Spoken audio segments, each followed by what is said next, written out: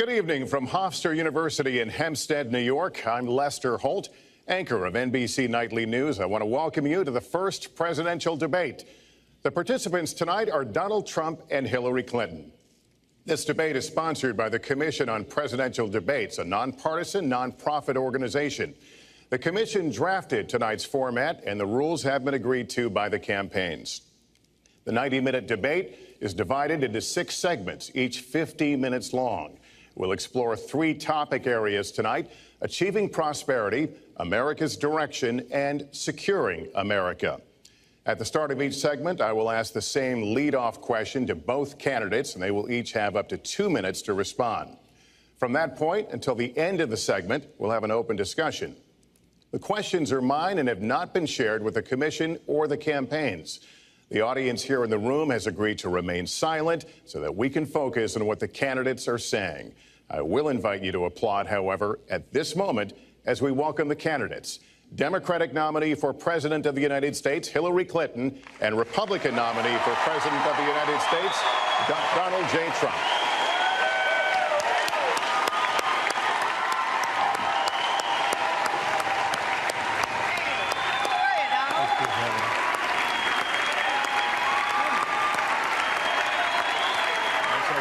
Good luck to you. Mr. Trump, good luck to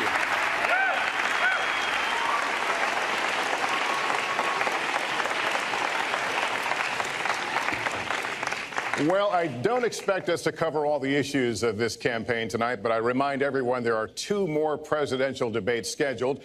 We are going to focus on many of the issues that voters tell us are most important, and we're going to press for specifics.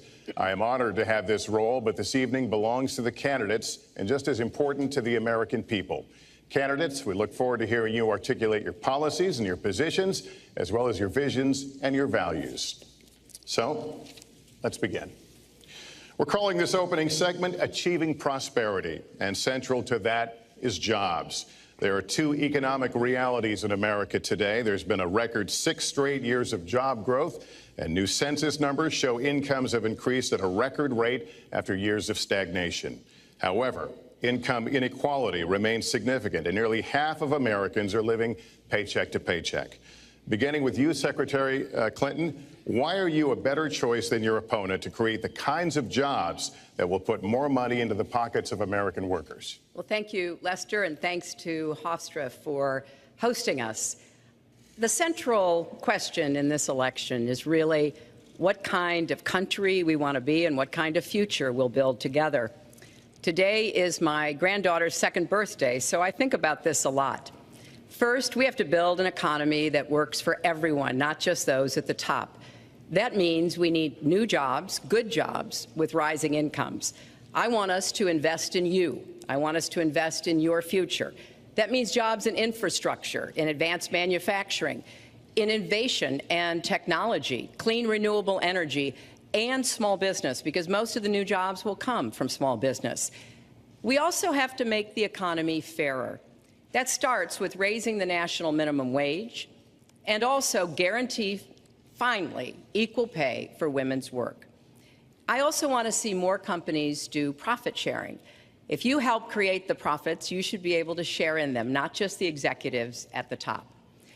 And I want us to do more to support people who are struggling to balance family and work. I've heard from so many of you about the difficult choices you face and the stresses that you're under. So let's have paid family leave, earned sick days. Let's be sure we have affordable child care and debt-free college. How are we going to do it? We're going to do it by having the wealthy pay their fair share and close the corporate loopholes. Finally, we tonight are on the stage together, Donald Trump and I. Donald, it's good to be with you. We're going to have a debate where we are talking about the important issues facing our country. You have to judge us. Who can shoulder the immense, awesome responsibilities of the presidency? Who can put into action the plans that will make your life better? I hope that I will be able to earn your vote on November 8th. Secretary Clinton, thank you. Mr. Trump, the same question to you. It's about putting money, more money, into the pockets of American workers. You have up to 2 minutes. Thank you, Lester. Our jobs are fleeing the country. They're going to Mexico. They're going to many other countries. You look at what China is doing to our country in terms of making our product. They're devaluing their currency, and there's nobody in our government to fight them. And we have a very good fight, and we have a winning fight, because they're using our country as a piggy bank to rebuild China, and many other countries are doing the same thing. So we're losing our good jobs, so many of them. When you look at what's happening in Mexico, a friend of mine who builds plants said it's the eighth wonder of the world. They're building some of the biggest plants anywhere in the world, some of the most sophisticated, some of the best plants. With the United States, as he said, not so much. So Ford is leaving. You see that, their small car division leaving. Thousands of jobs, leaving Michigan, leaving Ohio. They're all leaving, and we can't allow it to happen anymore. As far as child care is concerned and so many other things, I think Hillary and I agree on that. We probably disagree a little bit as to numbers and amounts and what we're going to do, but perhaps we'll be talking about that later. But we have to stop our jobs from being stolen from us. We have to stop our companies from leaving the United States, and with it, firing all of their people. All you have to do is take a look at Carrier Air Conditioning in Indianapolis. They fired 1,400 people. They're going to Mexico. So many, hundreds and hundreds of companies are doing this. We cannot let it happen. Under my plan, I'll be reducing taxes tremendously, from 35% to 15% for companies, small and big businesses. That's going to be a job creator like we haven't seen since Ronald Reagan.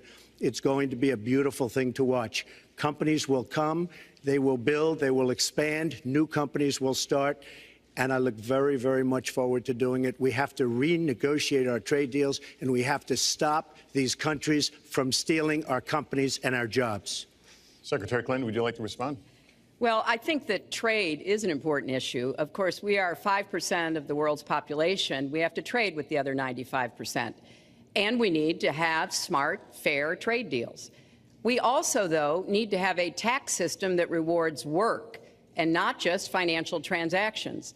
And the kind of plan that Donald has put forth would be trickle-down economics all over again. In fact, it would be the most extreme version, the biggest tax cuts for the top percent of the people in this country than we've ever had. I call it trumped-up trickle-down, because that's exactly what it would be. That is not how we grow the economy. We just have a different view about what's best for growing the economy, how we make investments that will actually produce jobs and rising incomes. I think we come at it from somewhat different perspectives. I understand that. You know, Donald was very fortunate in his life, and that's all to his benefit. He started his business with $14 million borrowed from his father, and he really believes that the more you help wealthy people, the better off we'll be, and that everything will work out from there. I don't buy that. I have a different experience. My father was a small businessman. He worked really hard. He printed drapery fabrics on long tables where he pulled out those fabrics and he went down with a silk screen and dumped the paint in and took the squeegee and kept going. And so what I believe is the more we can do for the middle class, the more we can invest in you, your education, your skills, your future, the better we will be off and the better we'll grow. That's the kind of economy I want us to see again. Let me follow up with Mr. Trump, if I can. You've talked about creating 25 million jobs, and you've promised to bring back millions of jobs for Americans. How are we going to bring back the industries that have left this country for cheaper labor overseas? How specifically are you going to tell American manufacturers that you have to come back? Well, for one thing, and before we start on that, my father gave me a very small loan in 1975, and I built it into a company that's worth many, many billions of dollars with some of the greatest assets in the world. And I say that only because that's the kind of thinking that our country needs. Our country's in deep trouble. We don't know what we're doing when it comes to devaluations, and all of these countries all over the world, especially China, they're the best ever at it. What they're doing to us is a very, very sad thing. So we have to do that. We have to renegotiate our trade deals. And Lester, they're taking our jobs, they're giving incentives, they're doing things that, frankly, we don't do. Let me give you the example of Mexico. They have a VAT tax. We're in a different system. When we sell into Mexico, there's a tax. When they sell in automatic, 16% approximately. When they sell into us, there's no tax. It's a defective agreement. It's been defective for a long time, many years, but the politicians haven't done anything about it. Now, in all fairness to Secretary Clinton, yes, is that okay? Good. I want you to be very happy. It's very important to me. But in all fairness to Secretary Clinton, when she started talking about this, it was really very recently. She's been doing this for 30 years. And why hasn't she made the agreements better? The NAFTA agreement is defective just because of the tax and many other reasons, but just because of the fact. Let me interrupt just a moment. But Secretary Clinton and others, politicians, should have been doing this for years, not right now because of the fact that we've created a movement. They should have been doing this for years. What's happened to our jobs and our country and our economy generally is, look, we owe $20 trillion. We cannot do it any longer, Lester. back to the question, though, how do you specifically bring back jobs? American manufacturers, how do you make them bring the jobs back? Well, the first thing you do is don't let the jobs leave. The companies are leaving. I could name, there are thousands of them. They're leaving, and they're leaving in bigger numbers than ever. And what you do is you say, fine, you want to go to Mexico or some other country, good luck. We wish you a lot of luck. But if you think you're going to make your air conditioners or your cars or your cookies or whatever you make and bring them into our country without a tax, you're wrong. And once you say you're going to have to tax them coming in, and our politicians never do this, because they have special interests, and the special interests want those companies to leave, because in many cases they own the companies. So what I'm saying is we can stop them from leaving. We have to stop them from leaving, and that's a big, big factor. Let me let Secretary Clinton get Well, there. let's stop for a second and remember where we were 8 years ago. We had the worst financial crisis, the Great Recession, the worst since the 1930s. That was in large part because of tax policies that slashed taxes on the wealthy, failed to invest in the middle class, took their eyes off of Wall Street, and created a perfect storm. In fact, Donald was one of the people who rooted for the housing crisis. He said back in 2006, gee, I hope it does collapse because then I can go in and buy some and make some money. Well, it did collapse. That's called business, by the way. 9 million people lost their jobs, 5 million people lost their homes, and $13 trillion in family wealth was wiped out. Now, we have come back from that abyss, and it has not been easy. So we're now on the precipice of having a potentially much better economy, but the last thing we need to do is to go back to the policies that failed us in the first place. Independent experts have looked at what I've proposed and looked at what Donald's proposed, and basically they've said this, that if his tax plan, which would blow up the debt by over $5 trillion and would in some instances disadvantage middle-class families compared to the wealthy, were to go into effect, we would lose 3.5 million jobs and maybe have another recession. They've looked at my plans and they've said, okay, if we can do this, and I intend to get it done, we will have 10 million more new jobs because we will be making investments where we can grow the economy. Take clean energy. Some country is going to be the clean energy superpower of the 21st century. Donald thinks that climate change is a hoax perpetrated by the Chinese. I think it's real. I did not. Science is real. I do not say that. And I think it's important that we grip this and deal with it, both at home and abroad. And here's what we can do. We can deploy 500 million more solar panels. We can have enough clean energy to power every home. We can build a new modern electric grid.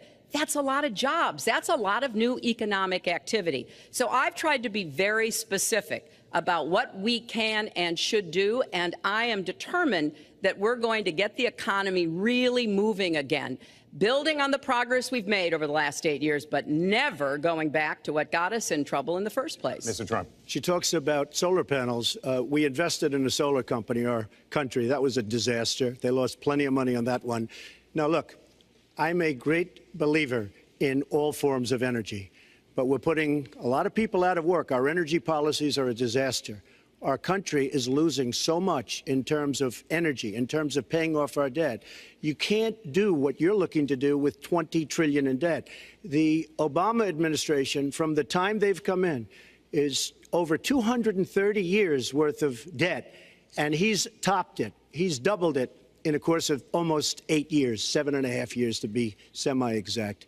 So I will tell you this, we have to do a much better job at keeping our jobs. And we have to do a much better job at giving companies incentive to build new companies or to expand, because they're not doing it. And all you have to do is look at Michigan and look at Ohio and look at all of these places where so many of their jobs and their companies are just leaving. They're gone.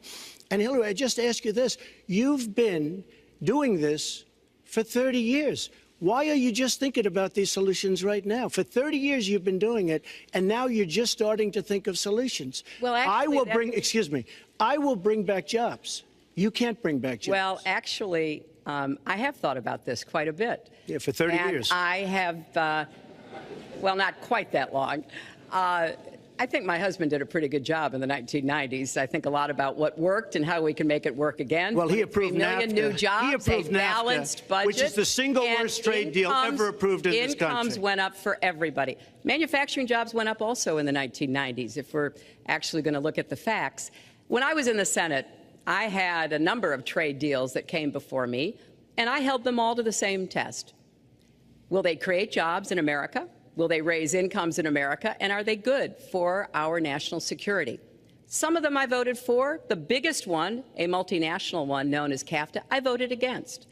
And because I hold the same standards as I look at all of these trade deals. But let's not assume that trade is the only challenge we have in the economy.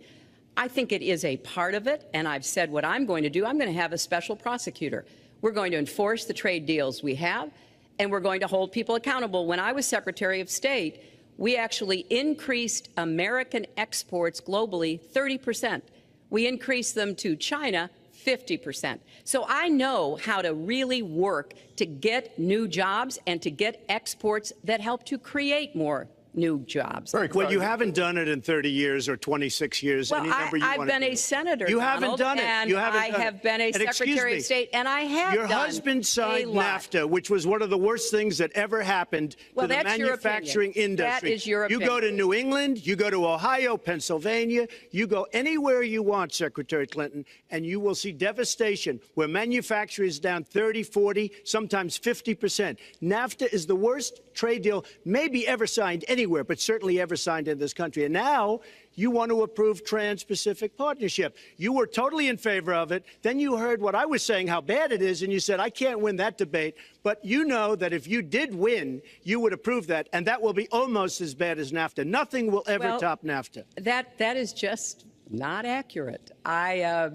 was against it once it was finally negotiated and the terms were laid out. I wrote about that in... You called it the gold standard. Well, I hope... You called it the gold standard of trade deals. You said it's the finest deal you've ever seen. No. And then you heard what I said about it, and all of a sudden you were against it. Well, Donald, I know you live in your own reality, but that is not the facts. The facts are, I did say I hoped it would be a good deal, but when it was negotiated, which I was not responsible for, I concluded it wasn't. I wrote about that. So is it President Obama's fault? Is it President Obama's fault? Even announced. Look, there Secretary, is it President Obama's fault? There are because he's pushing it. There are different views about what's good for our country, our economy, and our leadership in the world. And I think it's important to look at what we need to do to get the economy going again. That's why I said new jobs with rising incomes, investments, not in more tax cuts that would add $5 trillion to the debt. But you have no plan. Oh, I do. Secretary, in fact, you have no plan. A book about it. It's called Stronger Together. You can pick it up tomorrow. That's about all you folks. At the bookstore or at an airport near you. We're going to move to... but it's because I see this. We need to have strong growth, fair growth, sustained growth. We also have to look at how we help families balance the responsibilities at home and the responsibilities at business. So we have a very robust set of plans, and people who have looked at both of our plans have concluded that mine would create 10 million jobs and yours would lose us 3.5 million jobs and explode You are going to approve one of the biggest tax cuts in history. You are going to approve one of the biggest tax increases in history. you are going to drive business out. Your regulations are a disaster, and you're going to increase regulations all over the place. And by the way, my tax cut is the biggest since Ronald Reagan. I'm very proud of it. It will create tremendous numbers of new jobs. But regulations, you are going to regulate these businesses out of existence. When I go around, Lester, I tell you this, I've been all over.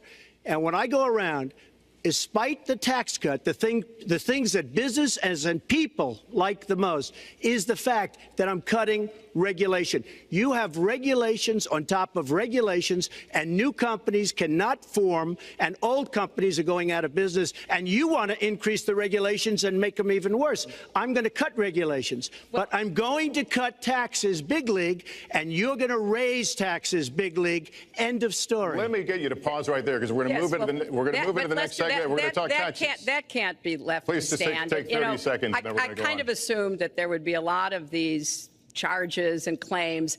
And so we have taken the homepage of my website, HillaryClinton.com, and we've turned it into a fact checker. So if you want to see in real time what the facts are, please go and take a look. And take a look at mine also, and you'll see. Not add a penny to the debt, and your plans would add $5 trillion to the debt.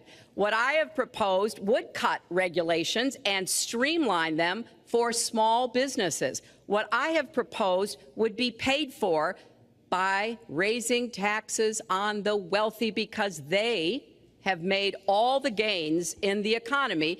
And I think it's time that the wealthy and corporations paid their fair share to support this country. You just opened the next segment. Well, look, could I just finish? Actually, I think I should. I'm going to give you a chance right here. And you take a look at her website. She's going to raise taxes $1.3 trillion. Mr. Trump, and look at her website. You know what? It's no different than this. She's telling us how to fight ISIS. Just go to her website. She tells you how to fight ISIS on her website. I don't think General Douglas MacArthur would like that too much. The next segment, we're continuing the subject of... Well, at least I have a plan to fight ISIS. No, you're telling the enemy everything you want to do. No, we're not. See, you're telling the enemy everything you want to do. No wonder you've been fighting. No wonder you've been fighting ISIS your entire adult life. Folks, go to the fact checkers. Get to work. You are unpacking a lot here, and we're still on the issue of achieving prosperity. And I want to talk about taxes. The fundamental difference between the two of you concerns the wealthy.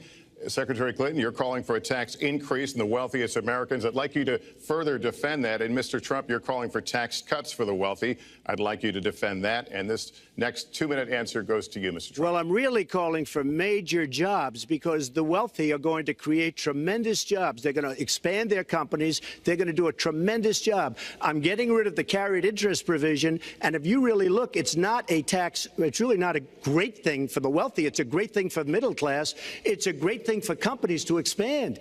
And when these people are going to put billions and billions of dollars into companies, and when they're going to bring $2.5 trillion back from overseas, where they can't bring the money back because politicians like Secretary Clinton won't allow them to bring the money back because the taxes are so onerous and the bureaucratic red tape. So what is so bad? So what they're doing is they're leaving our country, and they're, believe it or not, leaving because taxes are too high and because some of them have lots of money outside of our country, and instead of bringing it back and putting the money to work because they can't work out a deal to, and everybody agrees it should be brought back.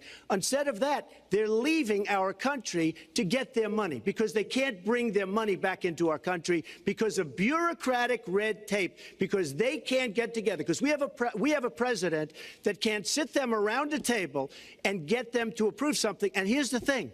Republicans and Democrats agree that this should be done. $2.5 trillion. I happen to think it's double that. It's probably $5 trillion that we can't bring into our country, Lester. And with a little leadership, you'd get it in here very quickly, and it could be put to use on the inner cities and lots of other things, and it would be beautiful. But we have no leadership. And honestly, that starts with Secretary Clinton. All right, you have 2 minutes on the same question to defend tax increases on the wealthiest Americans, Secretary Clinton. I have a feeling that by the end of this evening, I'm going to be blamed for everything that's ever happened. Why not? Why not? Yeah, why not? Just join the debate by saying more crazy things. Now, Let me say there's nothing crazy about not letting our companies bring their money back into their country. This is Secretary Clinton's 2 minutes, please. Yeah, well, let's start the clock again, Lester. We've looked at your tax proposals. I don't see changes in the corporate tax rates or the kinds of proposals you're referring to that would cause the repatriation, bringing back of money that's stranded overseas. I happen to support that. I happen to support that in a way that will actually work to our benefit. But when I look at what you have proposed, you have what is called now the Trump loophole, because it would so advantage you and the business you do. You've proposed an approach that has a $4 billion tax benefit for your family. And when you look at what you are proposing, much for my family? It is, Lester, as I said, trumped up trickle down. Trickle down did not work. It got us into the mess we were in 2008 and 9. Slashing taxes on the wealthy hasn't worked, and a lot of really smart, wealthy people know that.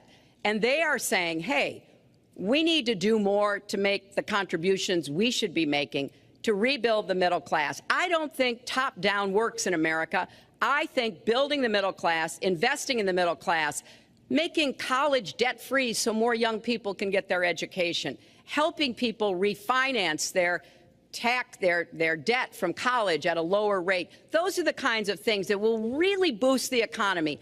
Broad-based, inclusive growth is what we need in America, not more advantages for people at the very top. Mr. Trump, typical politician, all talk, no action, sounds good, doesn't work, never going to happen. Our country is suffering because people like Secretary Clinton have made such bad decisions in terms of our jobs and in terms of what's going on. Now, look, we have the worst revival of an economy since the Great Depression.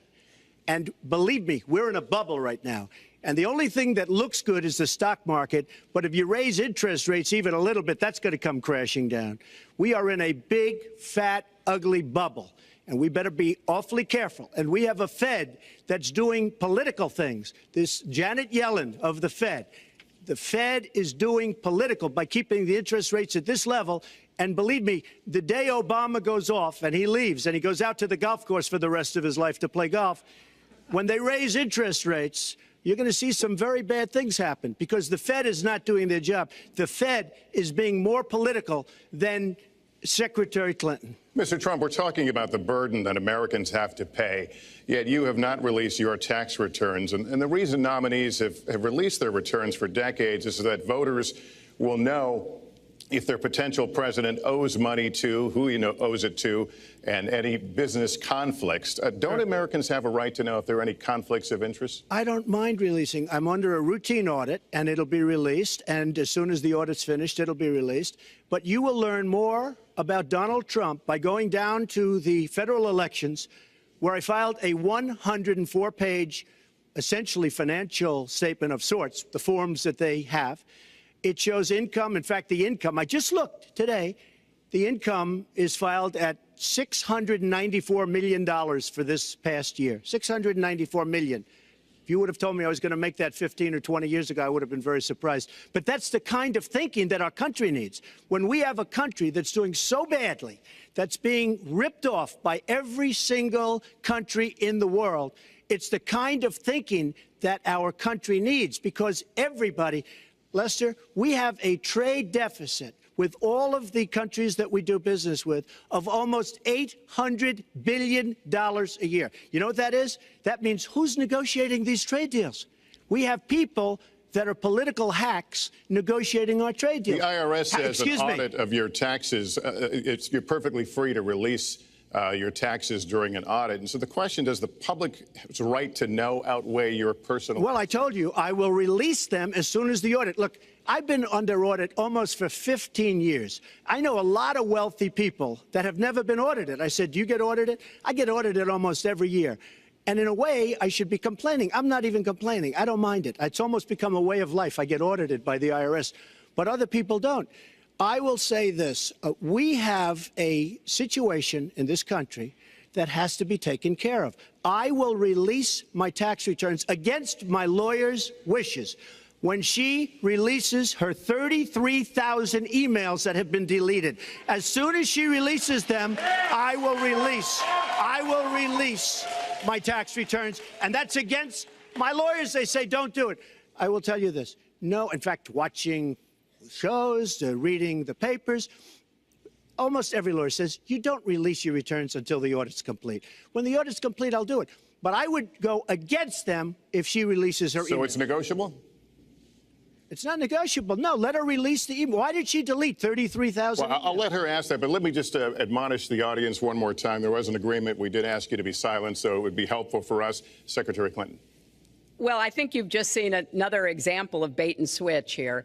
For 40 years, everyone running for president has released their tax returns. You can go and see nearly, I think, 39, 40 years of our tax returns, but everyone has done it. We know the IRS has made clear there is no prohibition on releasing it when you're under audit. So you've got to ask yourself, why won't he release his tax returns? And I think there may be a couple of reasons. First, maybe he's not as rich as he says he is. Second, maybe he's not as charitable as he claims to be. Third, we don't know all of his business dealings, but we have been told through investigative reporting that he owes about $650 million to Wall Street and foreign banks. Or maybe he doesn't want the American people, all of you watching tonight, to know that he's paid nothing in federal taxes, because the only years that anybody's ever seen were a couple of years when he had to turn them over to state authorities when he was trying to get a casino license, and they showed he didn't pay any federal income tax. So if he's paid zero, that means zero for troops, zero for vets, zero for schools or health. And I think probably he's not all that enthusiastic about having the rest of our country see what the real reasons are, because it must be something really important, even terrible, that he's trying to hide. And the financial disclosure statement, they don't give you the tax rate. They don't give you all the details that tax returns would. And it just seems to me that this is something that the American people deserve to see. And I have no reason to believe that he's ever going to release his tax returns, because there's something he's hiding. And we'll guess. We'll keep guessing at what it might be that he's hiding. But I think the question is, were he ever to get near the White House, what would be those conflicts? Who does he owe money to? Well, he owes you the answers to that, and he should provide them. He also raised the issue of your emails. Do you want to respond to that? I do. You know, I made a mistake using a private email. That's for sure. And if I had to do it over again, I would obviously do it differently. But I'm not going to make any excuses. It was a mistake, and I take responsibility for that. Mr. Trump? That was more than a mistake. That was done purposely, okay? That was not a mistake. That was done purposely. When you have your staff taking the Fifth Amendment, taking the Fifth so they're not prosecuted, when you have the man that set up the illegal server taking the Fifth, I think it's disgraceful. And believe me, this country thinks it's disgraceful. It really thinks it's disgraceful also. As far as my tax returns, you don't learn that much from tax returns, that I can tell you. You learn a lot from financial disclosure, and you should go down and take a look at that. The other thing, I'm extremely underleveraged. The report that said 650, which, by the way, a lot of friends of mine that know my business said, boy, that's really not a lot of money. It's not a lot of money relative to what I had.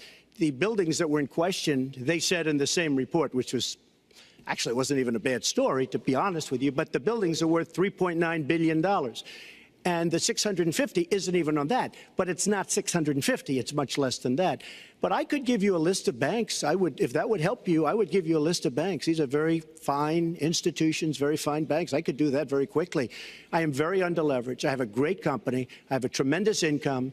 And the reason I say that is not in a braggadocious way. It's because it's about time that this country had somebody running it that has an idea about money. When we have $20 trillion in debt, and our country's a mess. You know, it's one thing to have $20 trillion in debt, and our roads are good, and our bridges are good, and everything's in great shape. Our airports are like from a third world country. You land at LaGuardia, you land at Kennedy, you land at LAX, you land at Newark, and you come in from Dubai and Qatar, and you see these incredible, you come in from China, you see these incredible airports, and you land, we've become a third world country. So the worst of all things has happened. We owe $20 trillion, and we're a mess. We haven't even started. And we've spent $6 trillion in the Middle East, according to a report that I just saw, whether it's 6 or 5, but it looks like it's 6. $6 trillion in the Middle East. We could have rebuilt our country twice, and it's really a shame. And it's politicians like Secretary Clinton that have caused this problem. Our country has tremendous problems. We're a debtor nation, we're a serious debtor nation, and we have a country that needs new roads, new tunnels, new bridges, new airports, new schools, new hospitals. And we don't have the money because it's been squandered on so many of your ideas. Let you and respond, maybe and we'll move to our because next. you haven't paid any federal income tax for a lot of years. And the other thing I think is important. It would be squandered too, believe me. If your main claim to be president of the United States is your business, then I think we should talk about that. You know, your campaign manager said that you built a lot of businesses on the backs of little guys.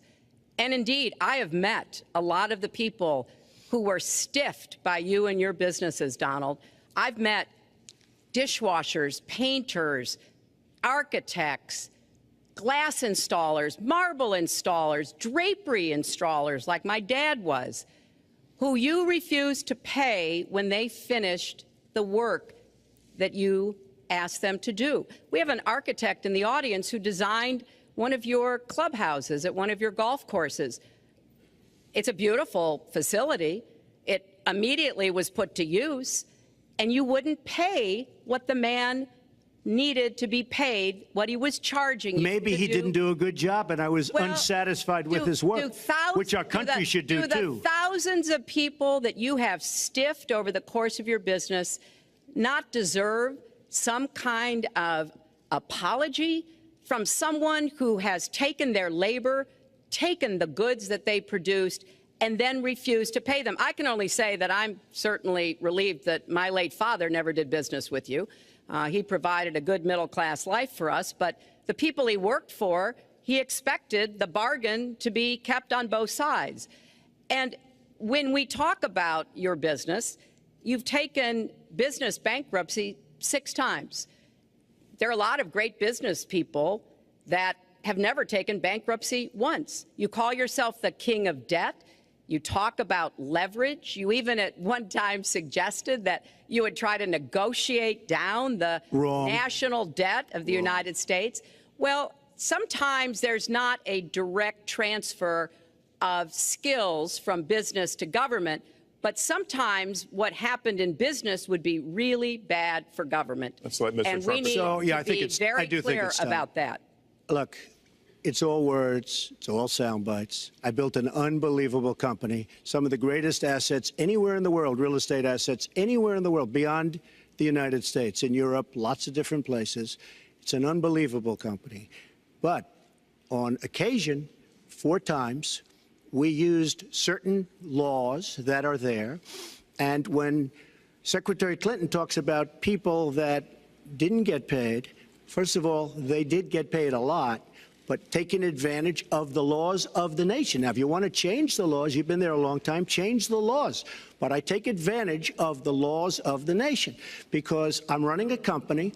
My obligation right now is to do well for myself, my family, my employees, for my companies. And that's what I do. But what she doesn't say is the tens of thousands of people that are unbelievably happy and that love me. I'll give you an example. We're just opening up on Pennsylvania Avenue, right next to the White House. So if I don't get there one way, I'm going to get to Pennsylvania Avenue another. But we're opening the old post office. Under budget, ahead of schedule, saved tremendous money. I'm a year ahead of schedule. And that's what this country should be doing. We build roads and they cost 2 and 3 and 4 times what they're supposed to cost. We buy products for our military and they come in at costs that are so far above what they were supposed to be because we don't have people that know what they're doing. When we look at the budget is bad to a large extent because we have people that have no idea as to what to do and how to buy. The Trump International is way under budget and way ahead of schedule, and we should be able to do that for our country. Well, we're well behind schedule, so I want to move to our next segment.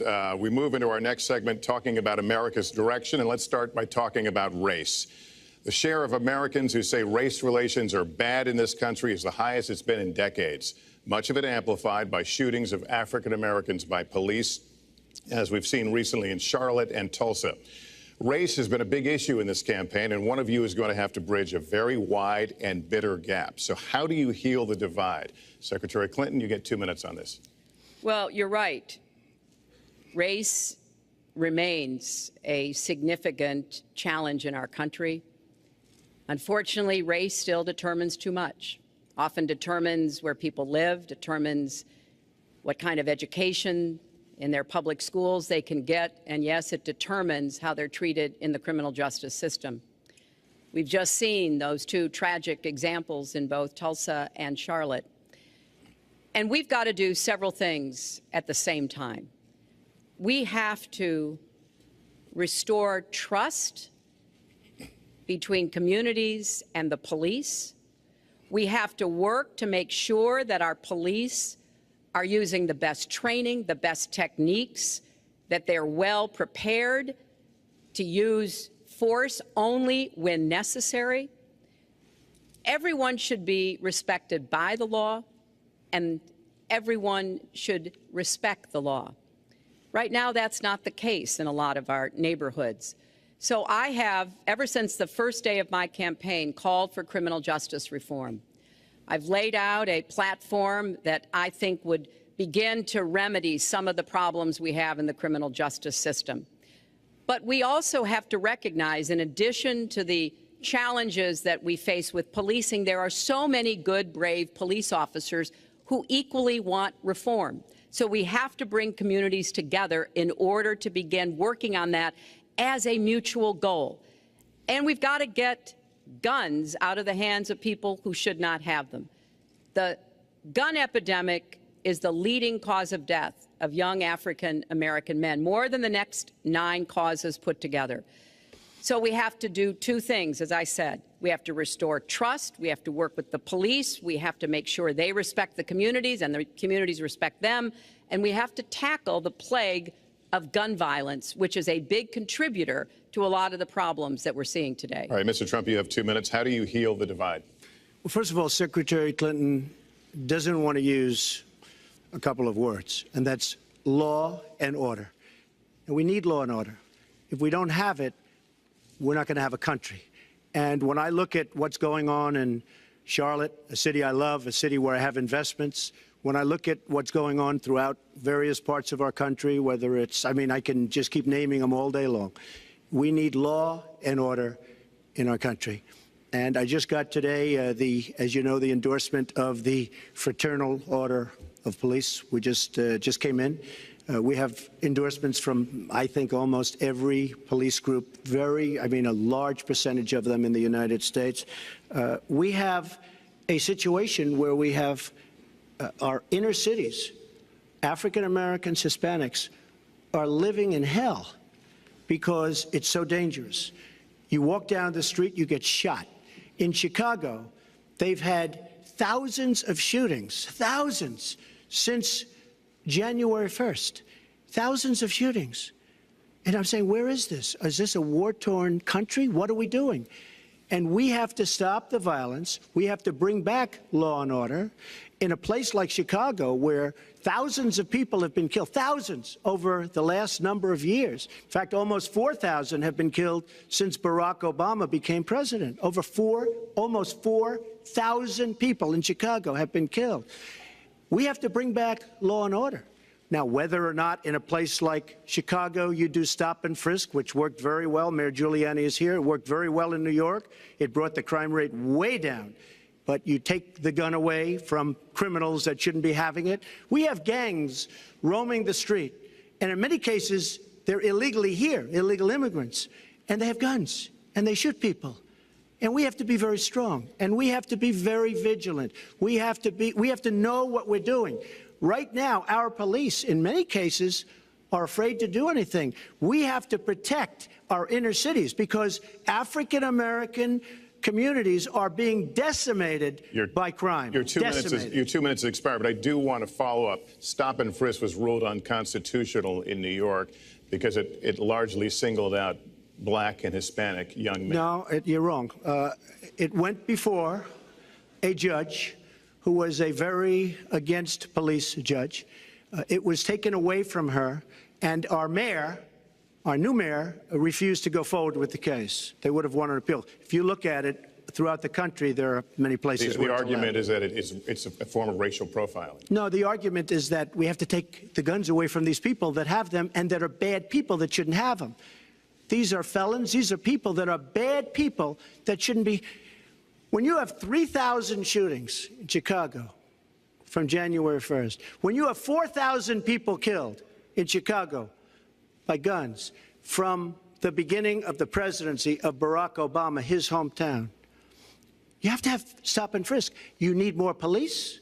You need a better community relation. You don't have good community relations in Chicago. It's terrible. I have property there. It's terrible what's going on in Chicago. But when you look, and Chicago's not the only, you go to Ferguson, you go to so many different places. You need better relationships. I agree with Secretary Clinton on this. You need better relationships between the communities and the police, because in some cases it's not good. But you look at Dallas, where the relationships were really studied. The relationships were really a beautiful thing. And then 5 police officers were killed one night very violently.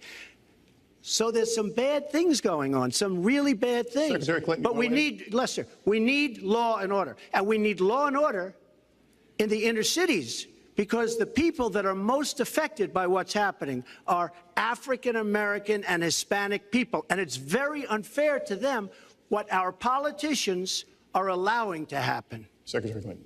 Well, I've heard Donald say this at his rallies, and it's really unfortunate that he paints such a dire, negative picture of Black communities in our country. You know, the vibrancy of the Black church, the Black businesses that employ so many people, the opportunities that so many families are working to provide for their kids. There's a lot that we should be proud of and we should be supporting and lifting up. But we do always have to make sure we keep people safe. There are the right ways of doing it, and then there are ways that are ineffective. Stop and frisk was found to be unconstitutional, and in part because it was ineffective. It did not do what it needed to do. Now, I believe in community policing, and in fact, violent crime is 1/2 of what it was in 1991. Property crime is down 40%. We just don't want to see it creep back up. We've had 25 years of very good cooperation, but there were some problems, some unintended consequences. Too many young African American and Latino men ended up in jail for nonviolent offenses, and it's just a fact that if you're a young African American man and you do the same thing as a young white man, you are more likely to be arrested, charged, convicted, and incarcerated. So we've got to address the systemic racism in our criminal justice system. We cannot just say law and order. We have to say we have to come forward with a plan that is going to divert people from the criminal justice system, deal with mandatory minimum sentences, which have put too many people away for too long for doing too little. We need to have more second chance programs. I'm glad that We're ending private prisons in the federal system. I want to see them ended in the state system. You shouldn't have a profit motivation to fill prison cells with young Americans. So there are some positive ways we can work on this. And I believe strongly that common sense gun safety measures would assist us right now. And this is something Donald has supported along with the gun lobby. Right now, we've got too many military-style weapons on the streets. In a lot of places, our police are outgunned. We need comprehensive background checks, and we need to keep guns out of the hands of those who will do harm.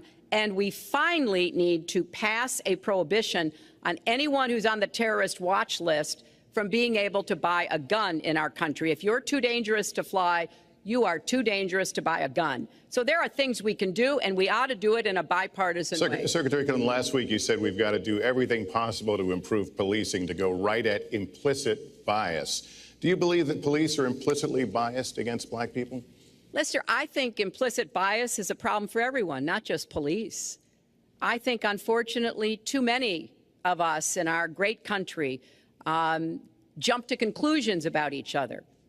And therefore, I think we need all of us to be asking hard questions about, why am I feeling this way?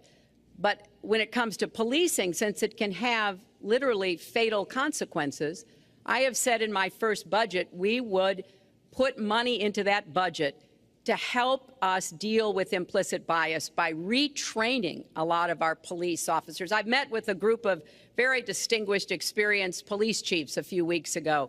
They admit it's an issue. They've got a lot of concerns. Mental health is one of the biggest concerns because now police are having to handle a lot of really difficult mental health problems on the street. They want support. They want more training. They want more assistance. And I think the federal government could be in a position where we would offer and provide that. I'd like to respond. Please. First of all, I agree, and a lot of people, even within my own party, want to give certain rights to people on watch lists and no-fly lists. I agree with you. When a person is on a watch list or a no-fly list, and I have the endorsement of the NRA, which I'm very proud of. These are very, very good people, and they're protecting the Second Amendment. But I think we have to look very strongly at no-fly lists and watch lists. And when people are on there, even if they shouldn't be on there, we'll help them. We'll help them legally. We'll help them get off. But I tend to agree with that quite strongly. I do want to bring up the fact that you were the one that brought up the word super predator about young black youth. And that's a term that I think was it's been horribly met, as you know. I think you've apologized for it. But I think it was a terrible thing to say. And when it comes to stop and frisk, you're talking about taking guns away. Well, I'm talking about taking guns away from gangs and people that use them. And I really don't think you disagree with me on this, if you want to know the truth. I think maybe there's a political reason why you can't say it, but I really don't believe. In New York City, stop and frisk, we had 2,200 murders, and stop and frisk brought it down to 500 murders. 500 murders is a lot of murders. Hard to believe. 500 is like supposed to be good. But we went from 2,200 to 500, and it was continued on by Mayor Bloomberg, and it was terminated by current mayor. But stop and frisk had a tremendous impact on the safety of New York City, tremendous beyond belief. So when you say it has no impact, it really did. It had a very, very big impact. Well, it's also fair to say, if we're going to talk about mayors, that under the current mayor, crime has continued to drop, including murders. So there you're is... Wrong. You're wrong. No, I'm not. Murders are up. All right, you check. New York has done an excellent job, and I give credit. I give credit across the board, going back to mayors, to police chiefs, because it has worked, and other communities need to come together to do what will work as well. Look, one murder is too many, but it is important that we learn about what has been effective and not go to things that sound good that really did not have the kind of impact that we would want. Who disagrees with keeping neighborhoods safe? But let's also add, no one should disagree about respecting the rights of young men who live in those neighborhoods. And so we need to do a better job of working again with the communities, faith communities, business communities, as well as the police to try to deal with this problem. This conversation is about race, and so, Mr. Trump, I have to ask you. But I'd like to just respond, if I might. Please, 20 seconds. I'd just like to respond. Please respond, then I've got to follow up. Look, the African-American community has been let down by our politicians. They talk good around election time, like right now, and after the election, they said, see you later, I'll see you in 4 years. The African-American community, look, the community within the inner cities has been so badly treated. They've been abused and used in order to get votes by Democrat politicians, because that's what it is. They've controlled these communities for up to 100 years. Mr. Trump, let me... Unbroken. And I will tell you, you look at the inner cities, and I just left Detroit, and I just left Philadelphia, and you know, you've seen me. I've been all over the place. You decided to stay home, and that's okay. But I will tell you, I've been all over, and I've met some of the greatest people I'll ever meet within these communities, and they are very, very upset with what their politicians have told them and what their politicians have done. Mr. Trump, I think Donald just criticized me for preparing for this debate. And yes, I did. And you know what else I prepared for? I prepared to be president, and I think that's a good thing. Mr. Trump, for 5 years, you perpetuated a false claim that the nation's first black president was not a natural-born citizen. You questioned his legitimacy. In the last couple of weeks, you acknowledged what most Americans have accepted for years: the president was born in the United States. Can you tell us what took you so long? I'll tell you just very simple to say. Sidney Blumenthal works for the campaign and very close friend of Secretary Clinton. And her campaign manager, Patty Doyle, went to, during the campaign, her campaign against President Obama, fought very hard. And you can go look it up and you can check it out. And if you look at CNN this past week, Patty Solis Doyle was on Wolf Blitzer saying that this happened. Blumenthal sent McClatchy, highly respected reporter at McClatchy, to Kenya to find out about it. They were pressing it very hard. She failed to get the birth certificate. When I got involved, I didn't fail. I got him to give the birth certificate. So I'm satisfied with it, and I'll tell you why I'm satisfied with it. That was because I want to get on to defeating ISIS, because I want to get on to creating jobs, because I want to get on to having a strong border, because I want to get on to things that are very important to me and that are very important to the country. I will let you respond. That's important, but I just want to get the answer here.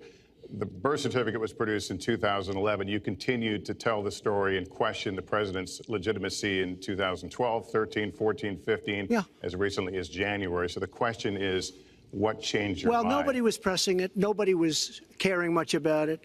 I figured you'd ask the question tonight, of course, but nobody was caring much about it.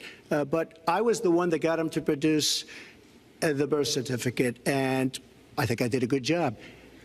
Secretary Clinton also fought it. I mean, you know, now everybody in mainstream is going to say, oh, that's not true. Look, it's true. Sidney Blumenthal sent a reporter. You just have to take a look at CNN last week, the interview with your former campaign manager, and she was involved. But just like she can't bring back jobs, she can't produce. I'm sorry, I'm just going to follow up, and I will let you respond to that, because if there's a lot there. But we're talking about racial healing in this segment.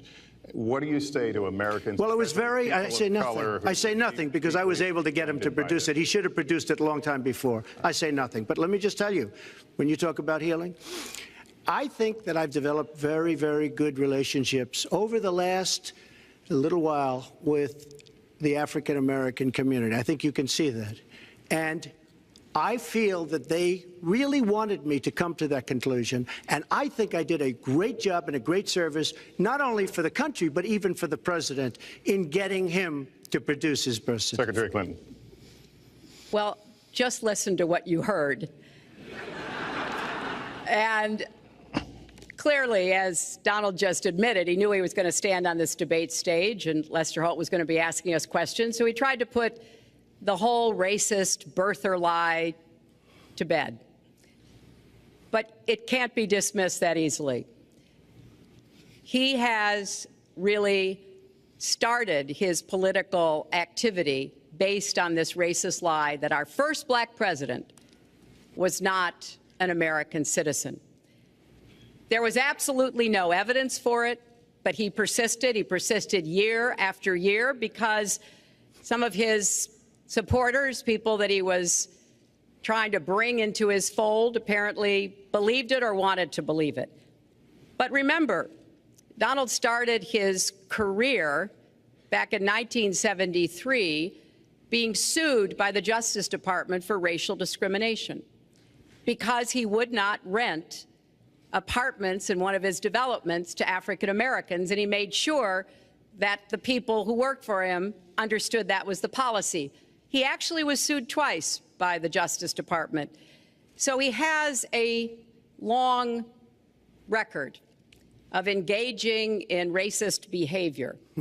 And the birther lie was a very hurtful one. You know, Barack Obama is a man of great dignity, and I could tell how much it bothered him and annoyed him that this was being touted and used against him. But I like to remember what Michelle Obama said in her amazing speech at our Democratic National Convention. When they go low, we go high. And Barack Obama went high, despite Donald Trump's best efforts to bring him down. Mr. Trump, you can respond, then we're going to move on to the next segment. I would love to respond. First of all, I got to watch, in preparing for this, some of your debates against Barack Obama. You treated him with terrible disrespect. And I watched the way you talk now about how lovely everything is and how wonderful you are. It doesn't work that way. You were after him. You were trying to. You even sent out, or your campaign sent out, pictures of him in a certain garb, very famous pictures. I don't think you can deny that. But just last week, your campaign manager said it was true. So when you try to act holier than thou, it really doesn't work. It really doesn't. Now, as far as the lawsuit, yes, when I was very young, I went into my father's company, had a real estate company in Brooklyn and Queens, and we, along with many, many other companies throughout the country, it was a federal lawsuit, were sued. We settled the suit with no admission of guilt. It was very easy to do, but they sued many people.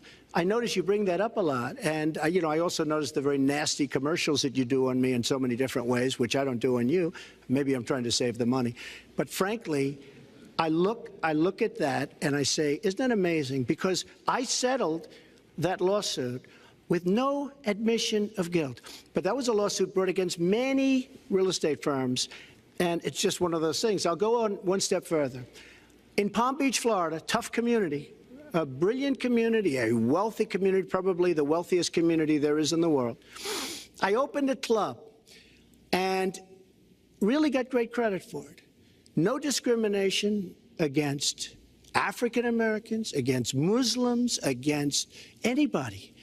And it's a tremendously successful club, and I'm so glad I did it.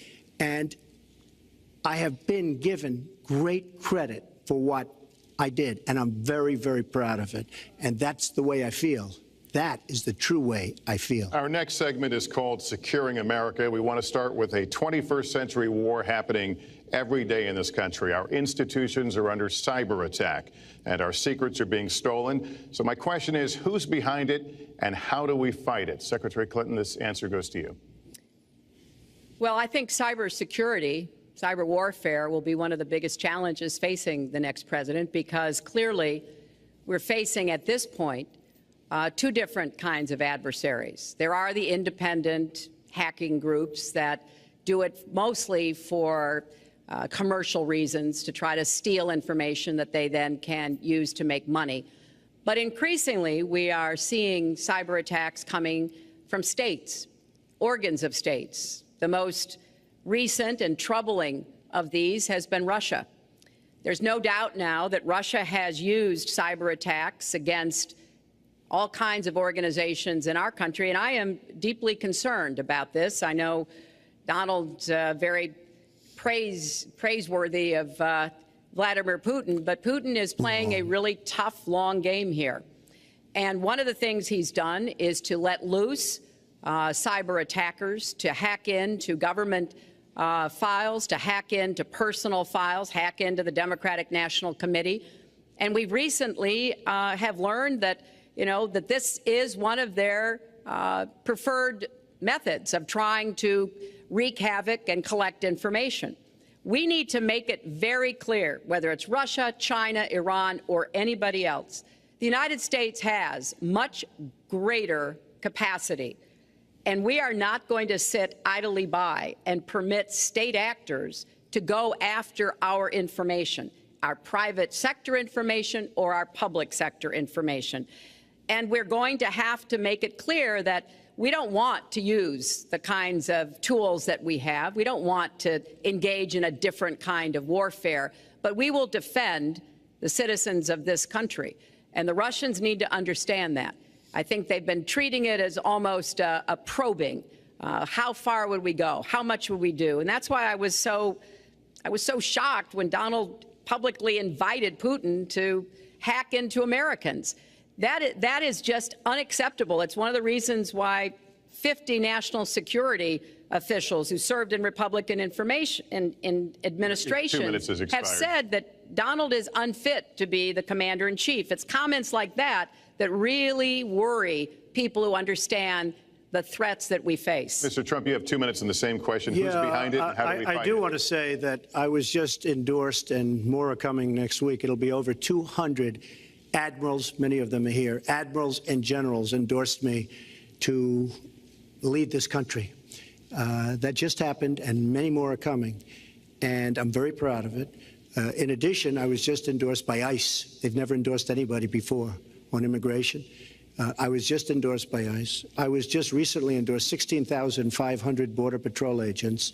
So when Secretary Clinton talks about this, I mean, I'll take the admirals and I'll take the generals any day over the political hacks that I see that have led our country so brilliantly over the last 10 years with their knowledge, okay? Because look at the mess that we're in. Look at the mess that we're in. As far as the cyber, I agree to parts of what Secretary Clinton said. We should be better than anybody else, and perhaps we're not. I don't think anybody knows it was Russia that broke into the DNC. She's saying Russia, Russia, Russia, but maybe it was. I mean, it could be Russia, but it could also be China. It could also be lots of other people. It also could be somebody sitting on their bed that weighs 400 pounds, okay? You don't know who broke in to DNC, but what did we learn with DNC? We learned that Bernie Sanders was taken advantage of by your people, by Debbie Wasserman Schultz. Look what happened to her. But Bernie Sanders was taken advantage of. That's what we learned. Now, whether that was Russia, whether that was China, whether it was another country, we don't know. Because the truth is, under President Obama, we've lost control of things that we used to have control over. We came in with the Internet. We came up with the Internet. And I think Secretary Clinton and myself would agree very much when you look at what ISIS is doing with the Internet.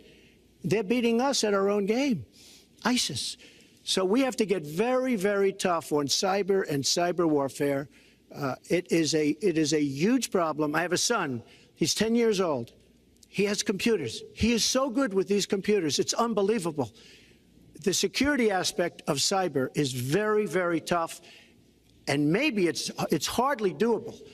But I will say we are not doing the job we should be doing. But that's true throughout our whole governmental society. We have so many things that we have to do better, Lester, and certainly cyber is one of them. Secretary Clinton. Well, I think there are a number of issues that we should be addressing. I have put forth a plan to defeat ISIS. It does involve going after them online. I think we need to do much more with our tech companies to prevent ISIS and their operatives from being able to use the Internet to radicalize, even direct people in our country and Europe and elsewhere. But we also have to intensify our air strikes against ISIS and eventually support our Arab and Kurdish partners to be able to actually take out ISIS in Raqqa and their claim of being a caliphate. We're making progress. Our military is assisting in Iraq, and we're hoping that within the year we'll be able to push ISIS out of Iraq and then, really squeeze them in Syria.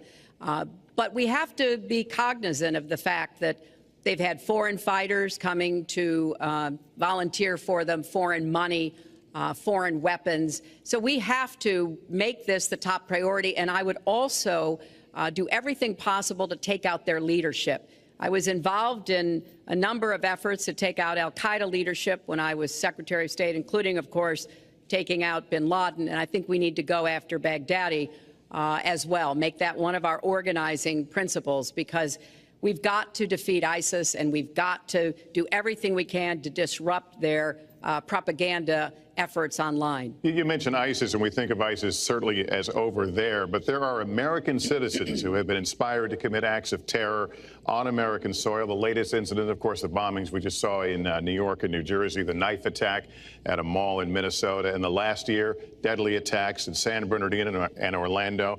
I'll ask this to both of you. Tell us specifically how you would prevent homegrown attacks by American citizens, Mr. Trump. Well, first I have to say one thing, very important. Secretary Clinton is talking about taking out ISIS. We will take out ISIS. Well, President Obama and Secretary Clinton created a vacuum the way they got out of Iraq, because they got out, they shouldn't have been in, but once they got in, the way they got out was a disaster, and ISIS was formed. So she talks about taking them out. She's been doing it a long time. She's been trying to take them out for a long time. But they wouldn't have even been formed if they left some troops behind, like 10,000 or maybe something more than that. And then you wouldn't have had them. Or, as I've been saying for a long time, and I think you'll agree because I said it to you once, had we taken the oil, and we should have taken the oil, ISIS would not have been able to form either, because the oil was their primary source of income. And now they have the oil all over the place, including the oil, a lot of the oil in Libya, which was another one of her disasters. Secretary Clinton. Well, I hope the fact checkers are turning up the volume and really working hard. Donald supported the invasion of Iraq. Wrong. That is absolutely wrong. Proved over and over again. Wrong. He actually advocated for the actions we took in Libya and urged that Gaddafi be taken out after actually doing some business with him one time. But the larger point, he says this constantly, is George W. Bush made the agreement about when American troops would leave Iraq, not Barack Obama. And the only way that American troops could have stayed in Iraq is to get an agreement from the then Iraqi government that would have protected our troops. And the Iraqi government would not give that. But let's talk about the question you asked, Lester. The question you asked is, what do we do here in the United States? That's the most important part of this. How do we prevent attacks? How do we protect our people? And I think we've got to have an intelligence surge where we are looking for every scrap of information. I was so proud of law enforcement in New York, in Minnesota, in New Jersey. You know, they responded so quickly, so professionally to the attacks that occurred by Rahami, and they brought him down. And we may find out more information because he is still alive, which may prove to be an intelligence benefit. So we've got to do everything we can to vacuum up intelligence from Europe, from the Middle East. That means we've got to work more closely with our allies. And that's something that Donald has been very dismissive of. We're working with NATO, the longest military alliance in the history of the world, to really turn our attention to terrorism. We're working with our friends in the Middle East, many of which, as you know, are Muslim-majority nations. Donald has consistently insulted Muslims abroad, Muslims at home, when we need to be cooperating with Muslim nations and with the American Muslim community. They're on the front lines. They can provide information to us that we might not get anywhere else. They need to have close working cooperation with law enforcement in these communities, not be alienated and pushed away, as some of Donald's rhetoric, unfortunately, has led to. Mr. Well, I'd have to respond. Please respond. The Secretary said very strongly about working with. We've been working with them for many years. And we have the greatest mess anyone's ever seen. You look at the Middle East, it's a total mess. Under your direction to a large extent. But you look at the Middle East, you started the Iran deal. That's another beauty, where you have a country that was ready to fall. I mean, they were doing so badly. They were choking on the sanctions, and now they're going to be actually probably a major power at some point pretty soon, the way they're going. But when you look at NATO, I was asked on a major show, what do you think of NATO? And you have to understand, I'm a business person. I did really well, but I have common sense. And I said, well, I'll tell you, I haven't given lots of thought to NATO, but two things. Number one, the 28 countries of NATO, many of them aren't paying their fair share. Number two, and that bothers me because we should be, yes, we're defending them, and they should at least be paying us what they're supposed to be paying by treaty and contract. And number two, I said, and very strongly, NATO could be obsolete because, and I was very strong on this, and it was actually covered very accurately in the New York Times, which is unusual for the New York Times, to be honest. But I said, they do not focus on terror. And I was very strong, and I said it numerous times. And about 4 months ago, I read on the front page of the Wall Street Journal that NATO is opening up a major terror division.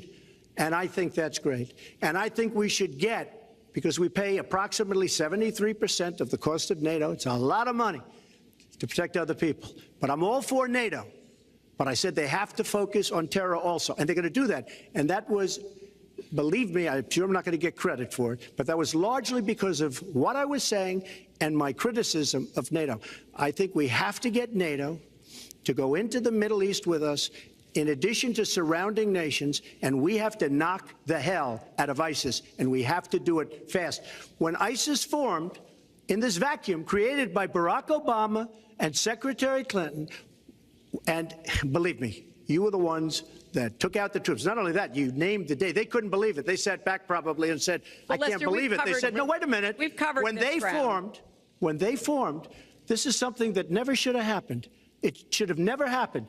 Now, you're talking about taking out ISIS, but you were there and you were Secretary of State when it was a little infant. Now it's in over 30 countries.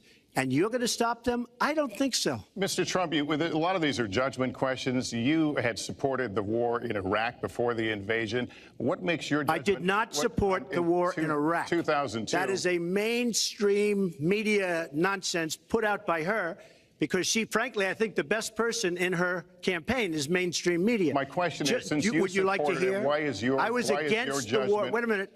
I was against the war in Iraq, just so you put it out. The record shows otherwise. The record does not show that. Why is your judgment? The record shows that I'm right.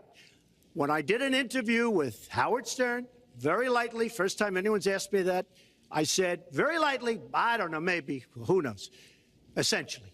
I then did an interview with Neil Cavuto. We talked about the economy is more important. I then spoke to Sean Hannity, which everybody refuses to call Sean Hannity. I had numerous conversations with Sean Hannity at Fox, and Sean Hannity said, and he called me the other day, and I spoke to him about it. He said, you were totally against the war, because he was for the war. Why is your judgment better than... And that was before the war started. Sean Hannity said very strongly to me and other people, he's willing to say, but nobody wants to call him, I was against the war. He said, you used to have fights with me because Sean was in favor of the war. And I understand that side also, not very much, because we should have never been there. But nobody called Sean Hannity. And then they did an article in a major magazine shortly after the war started, I think in '04, but they did an article which had me totally against the war in Iraq. And one of your compatriots said, you know, whether it was before or right after, Trump was definitely, because if you read this article, there's no doubt. But if somebody, and I'll ask the press, if somebody would call up Sean Hannity, this was before the war started, he and I used to have arguments about the war. I said it's a terrible and a stupid thing. It's going to destabilize the Middle East, and that's exactly what it's done. It's been a disaster. My reference was to what you had said in 2002, and my question was, why is your judgment any different than Mrs. Clinton? Well, I have much better judgment than she does. There's no question about that. I also have a much better temperament than she has. You know, I have a much better... She spent, let me tell you, she spent hundreds of millions of dollars on an advertising. You know, they get Madison Avenue into a room, they put names. Oh, temperament, let's go after. I think my strongest asset, maybe by far, is my temperament. I have a winning temperament. I know how to win. She does not know how to win. Clinton. Wait, the AFL-CIO the other day, behind the blue screen, I don't know who you were talking to, Secretary Clinton, but you were totally out of control. I said, there's a person with a temperament that's got a problem. Secretary Clinton. Woo, okay. Let's talk about two important issues that were briefly mentioned by Donald. First, NATO. You know, NATO as a military alliance has something called Article 5, and basically it says this: an attack on one is an attack on all. And do you know the only time it's ever been invoked? After 9/11, when the 28 nations of NATO said that they would go to Afghanistan with us to fight terrorism, something that they still are doing by our side. With respect to Iran, when I became Secretary of State, Iran was weeks away from having enough nuclear material to form a bomb. They had mastered the nuclear fuel cycle under the Bush administration. They had built covert facilities. They had stocked them with centrifuges that were whirling away. And we had sanctioned them. I voted for every sanction against Iran when I was in the Senate, but it wasn't enough. So I spent a year and a half putting together a coalition that included Russia and China to impose the toughest sanctions on Iran. And we did drive them to the negotiating table. And my successor, John Kerry, and President Obama got a deal that put a lid on Iran's nuclear program without firing a single shot. That's diplomacy. That's coalition building. That's working with other nations. The other day, I saw Donald saying that there were some Iranian sailors on a ship in the waters off of Iran, and they were taunting American sailors who were on a nearby ship. He said, you know, if they taunted our sailors, I'd blow them out of the water and start another war. That's not good judgment. That is not the right temperament to be commander-in-chief, to be taunted. And the worst part of what we've heard Donald say has been about nuclear weapons. He has said repeatedly that he didn't care if other nations got nuclear weapons, Japan, South Korea, even Saudi Arabia. It has been the policy of the United States, Democrats and Republicans, to do everything we could to reduce the proliferation of nuclear weapons. He even said, well, you know, if there were a nuclear war in the East Asia, well, you know, that's fine. You know, have a good time, folks. And in fact, his cavalier attitude about nuclear weapons is so deeply troubling. That is the #1 threat we face in the world, and it becomes particularly threatening if terrorists ever get their hands on any nuclear material. So a man who can be provoked by a tweet should not have his fingers anywhere near the nuclear codes, as far as I think anyone with any sense about this should be concerned. That line's getting a little bit old, I must say. Listen, it's a good one, though. I would like to, well describes the problem. It's not an accurate one at all. It's not an accurate one. So I just want to give a lot of things, and just to respond, I agree with her on one thing. The single greatest problem the world has is nuclear armament, nuclear weapons, not global warming like you think and your president thinks. Nuclear is the single greatest threat. Just to go down the list, we defend Japan, we defend Germany, we defend South Korea, we defend Saudi Arabia, we defend countries. They do not pay us what they should be paying us because we are providing tremendous service and we're losing a fortune. That's why we're losing. We lose on everything. I say, who makes these? We lose on everything. Well, I said that it's very possible that if they don't pay a fair share, because this isn't 40 years ago where we could do what we're doing. We can't defend Japan, a behemoth selling us cars by the million. We need to move on. Well, wait, but it's very important. All I said was they may have to defend themselves or they have to help us out. We're a country that owes $20 trillion. They have to help us out. As far as the nuclear is concerned, I agree. It is the single greatest threat that this country has. Which leads my next question as we enter our last segment here still on the subject of securing America. On nuclear weapons, President Obama reportedly considered changing the nation's longstanding policy on first use.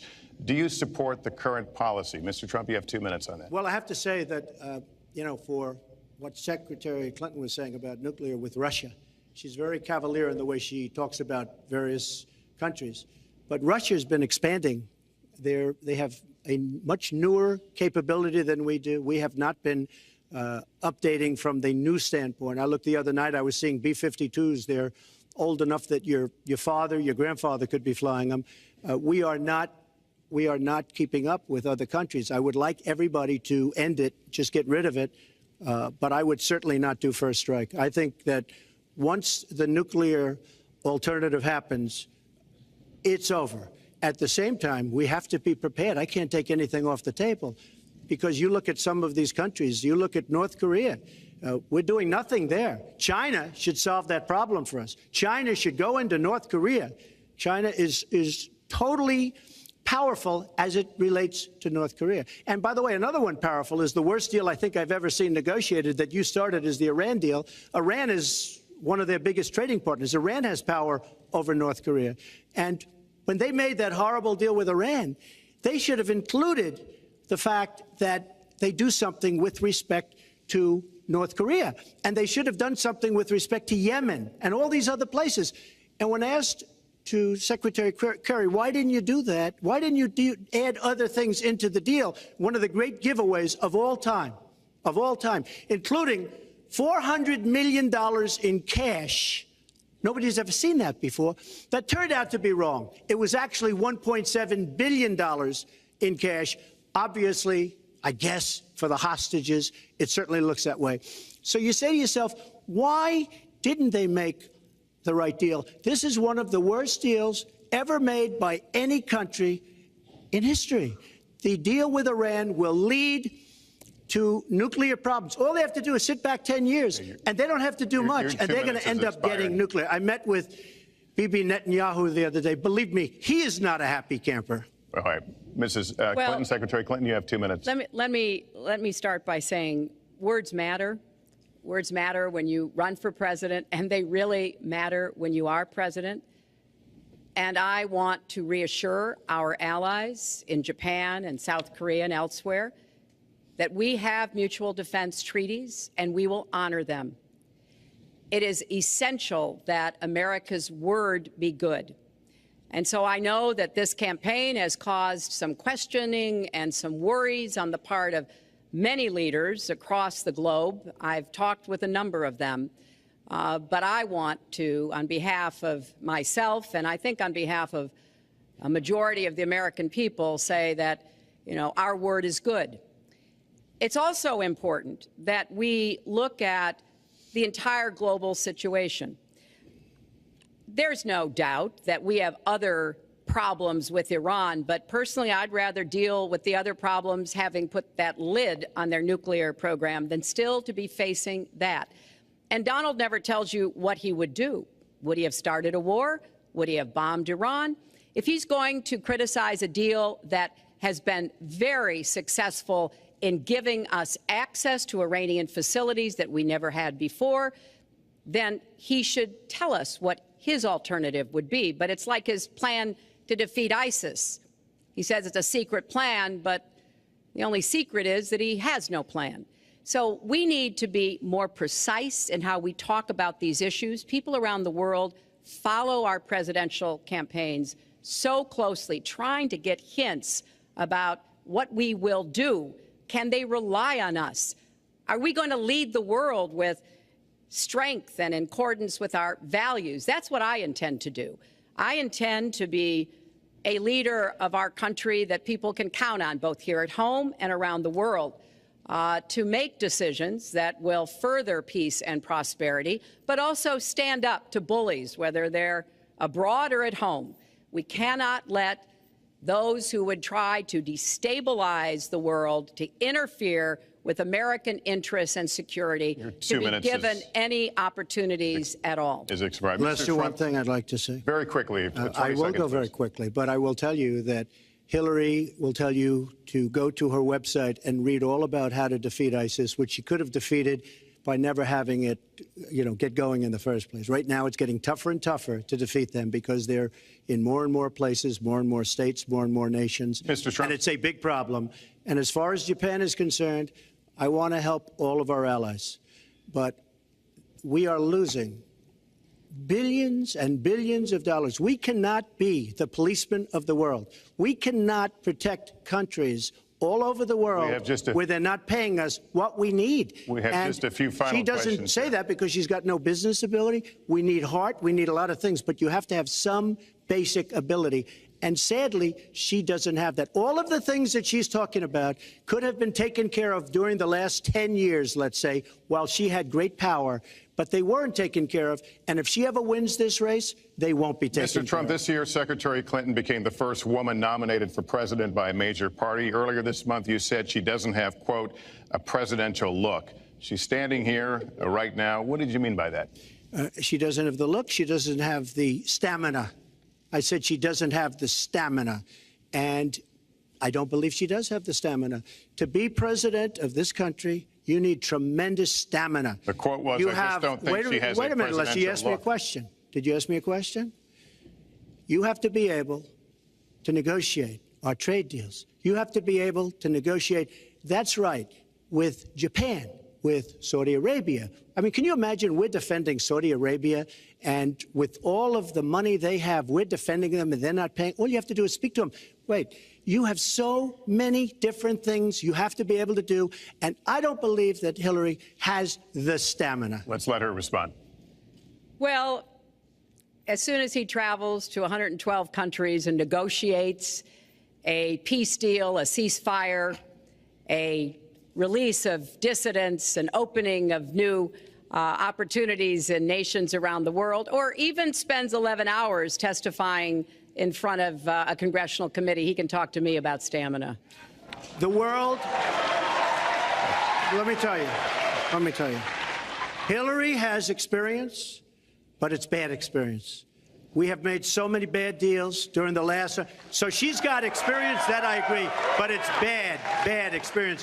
Whether it's the Iran deal that you're so in love with, where we gave them $150 billion back, whether it's the Iran deal, whether it's anything you can name, you almost can't name a good deal. I agree. She's got experience, but it's bad experience. And this country can't afford to have another 4 years of that kind of experience. We are at the final question. One thing, Lester, is, you know, he tried to switch from looks to stamina. But this is a man who has called women pigs, slobs, and dogs, and someone who has said pregnancy is an inconvenience to employers, who has said women don't deserve equal pay unless they do as good a job as men. And one of the worst things he said was about a woman in a beauty contest. He loves beauty contests, supporting them and hanging around them. And he called this woman Miss Piggy. Then he called her Miss Housekeeping because she was Latina. Donald, she has a name. Where did you find her this? name is Alicia Machado. Where did you find and it? she has become a U.S. citizen, and you can bet she's going to vote this November. Okay, good. Let me just tell you. Mr. Trump, can we just take 10 seconds, and then we're going to have the final question. Hillary is hitting me with tremendous commercials. Some of it said in entertainment. Some of it said somebody who's been very vicious to me, Rosie O'Donnell. I said very tough things to her, and I think everybody would agree that she deserves it, and nobody feels sorry for her. But you want to know the truth? I was going to say something extremely rough to Hillary, to her family, and I said to myself, I can't do it. I just can't do it. It's inappropriate. It's not nice. But she spent hundreds of millions of dollars on negative ads on me, many of which are absolutely untrue. They're untrue and they're misrepresentations. And I will tell you this, Lester, it's not nice, and I don't deserve that. But it's certainly not a nice thing that she's done. It's hundreds of millions of ads, and the only gratifying thing is I saw the polls come in today, and with all of that money, over $200 million is spent, and I'm either winning or tied, and I've spent practically nothing. One of you will not win this election. So my final question to you tonight, are you willing to accept the outcome as the will of the voters? Secretary Clinton? Well, I support our democracy. And sometimes you win, sometimes you lose. But I certainly will support the outcome of this election. And I know Donald's trying very hard to plant doubts about it, but I hope the people out there understand this election's really up to you. It's not about us so much as it is about you and your families and the kind of country and future you want. So I sure hope you will get out and vote as though your future depended on it, because I think it does. Mr. Trump, very quickly, the same question. Will you accept the outcome as the will of the voters? I want to make America great again. We are a nation that is seriously troubled. We're losing our jobs. People are pouring into our country. The other day, we were deporting 800 people, and perhaps they passed the wrong button, they pressed the wrong button, or perhaps, worse than that, it was corruption. But these people that we were going to deport for good reason ended up becoming citizens. And it was 800, and now it turns out it might be 1,800, and they don't even know. Will you accept Look, the outcome here's of the the story. election? I want to make America great again. I'm going to be able to do it. I don't believe Hillary will. The answer is, if she wins, I will absolutely support her. All right. Well, that is going to do it for us. That concludes our debate for this evening. A spirited one. We covered a lot of ground. Not everything, as I suspected we would. The next presidential debates are scheduled for October 9th at Washington University in St. Louis and October 19th at the University of Nevada, Las Vegas. The conversation will continue. A reminder, the vice presidential debate is scheduled for October 4th at Longwood University in Farmville, Virginia. My thanks to Hillary Clinton and to Donald Trump and to Hofstra University for hosting us tonight. Good night, everyone.